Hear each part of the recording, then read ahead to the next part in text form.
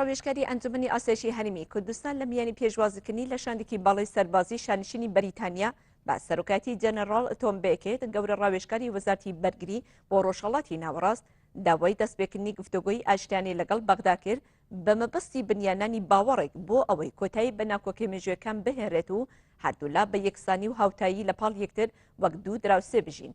هەر پەیوەند بەم بابەتەوە لە ئاماژەیەکدا بۆ 3 ساڵ تێبەڕین بەسەر پەیمانی سایکس-پیکۆدا ئەوەی خستە ڕوو کە پەیداگیری لەو ستەمکاری کە ئەم ڕێکەوتنە هێناوێتی کایەوە کارەسات و وێرانکاری زیاتری لێ دەکەوێتەوە بۆ بەشەکاتی ئەوەیە بیل لە چارسەرکردنی نوێ ڕاستکردنەوەی هەڵە مێژوەکان بکرێتەوە.